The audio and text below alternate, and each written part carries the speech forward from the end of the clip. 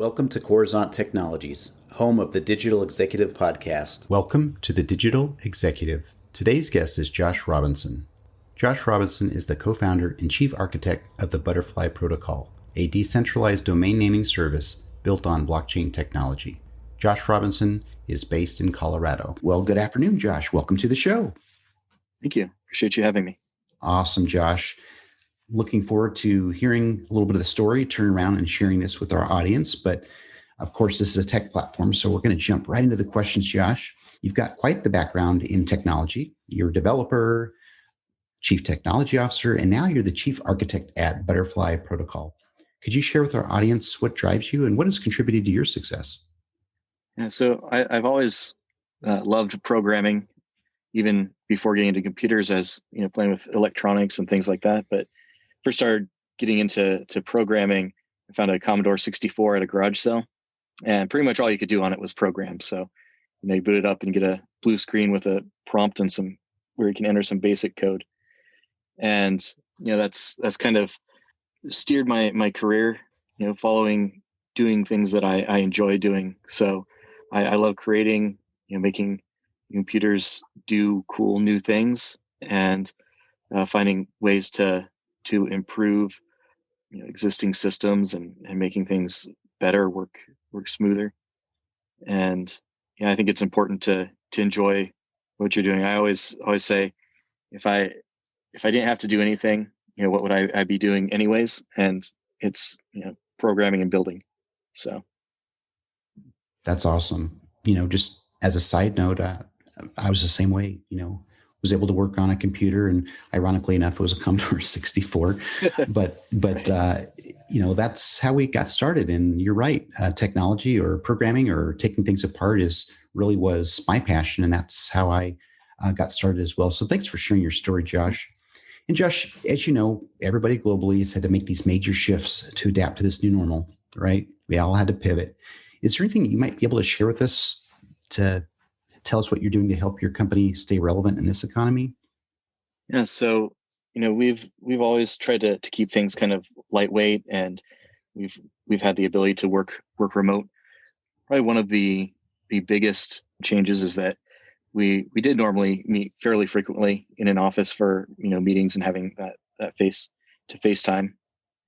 And so if anything, the forcing everybody to be remote all the time has kind of improved the process, because I saw somewhere was talking about how remote work is great if everybody's remote. If only some of the people are, then kind of gets left. Some people get left by the wayside. So kind of focusing on ways we can work together.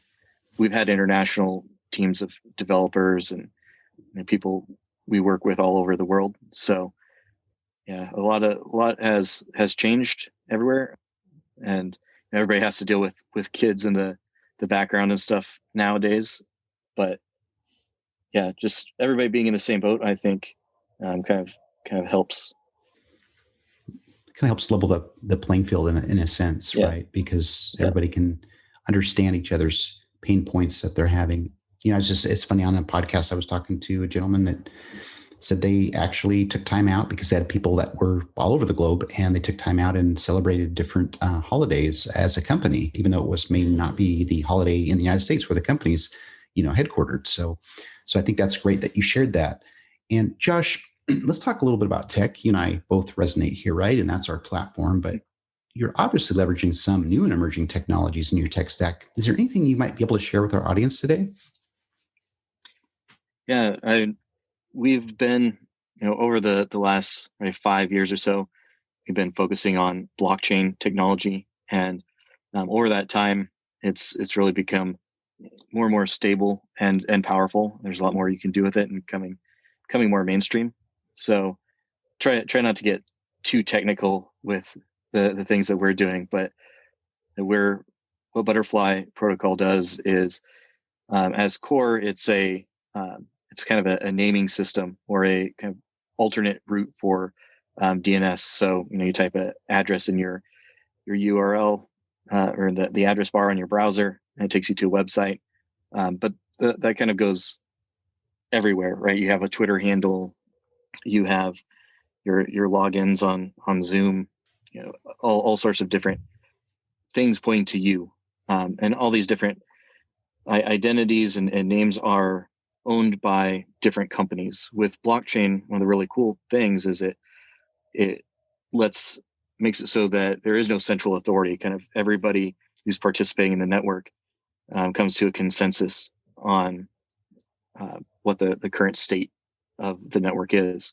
So we've built out a naming system. There's a couple different kind of standards and different uses for blockchains. One of the most common is tokens. So you think of like Bitcoin.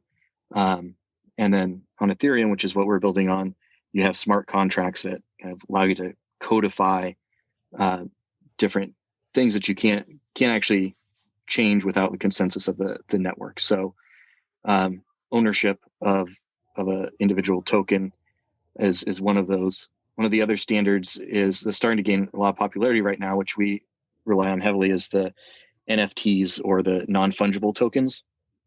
So those are tokens that are unique to a specific thing. So if you think about like a Bitcoin or a dollar, you can trade $1 for another, and it's going to have the same type of value. It's interchangeable. Non-fungible tokens, each one is unique. So like your Twitter handle is going to be unique to you and is not going to be interchangeable with someone else's. So we're building on that and leveraging kind of the whole ecosystem around that. So there's different crypto wallets that allow you to hold these non-fungible tokens, and allowing those to be used for naming and identifying somebody. And you can trade ownership of what could be a domain name for a website just by transferring it to someone else's wallet, and then they have ownership. One of the other big pieces of what we're doing is, unlike a domain name you might register through a GoDaddy or Namecheap, you don't have to re-register it every year. So you don't have to worry about losing it, and because you forgot to pay the $15. So once you own it, you own it. It can't be censored or taken away. Once we put it out on the network and put all those smart contracts in place, then it's really, it's out there. So those rules are kind of set, and no central authority, including us, are able to take that away from you. And we had some other cool things on top of that allow you to do kind of nested trees. So similar to how you see a domain name where it goes down, you might have app dot or mail.google.com, something like that. Each of those little sections can be kind of nested and become their own tradable pieces.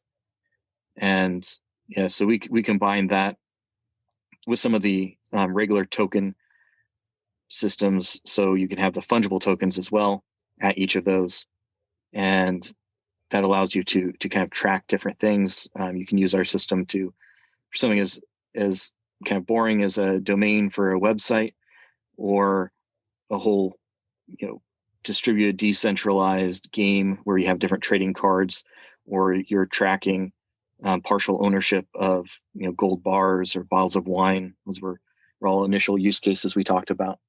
But it's really cool seeing the technology develop and all the things that are possible with it, and how I think a lot of this stuff it is becoming more and more mainstream. And the future looks very cool. There's kind of feels like the early days of the internet, which we went through. I remember going around and petitioning to get a local dial-up number in my town. There's tons of room for innovation and new things that can be created. It's a very exciting space to be in and watching it grow.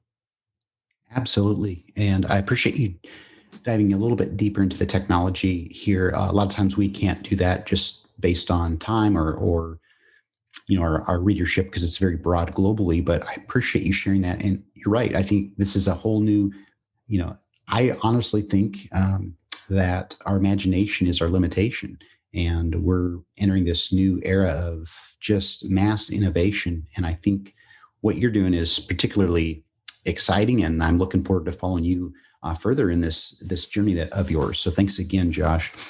And Josh, last question. Just want to ask you about your career a little bit. Can you share something from your experience that would be helpful for those looking to grow their career in tech or entrepreneurship? Yeah. So, like I mentioned earlier, doing something that you're passionate about, I think, is very important, especially if you're going to be on the entrepreneurial side. I've worked at large companies and startups and doing my own thing. There's always lots of ups and downs. It's definitely a roller coaster ride. If you watch the HBO show Silicon Valley, it's almost painful half the time because of how accurate it is. Mm-hmm. But if you're doing something you enjoy, then it's going to help you get through all of that and stay on the highs more than the lows and make it through those lows. Thank you for sharing, Josh. I appreciate that. And like I said, there's always a nugget of wisdom from all of our guests, including yourself, that would resonate with our readers. So thanks again. And Josh, it was a pleasure having you on today, and I look forward to speaking with you real soon. Thank you. Bye for now.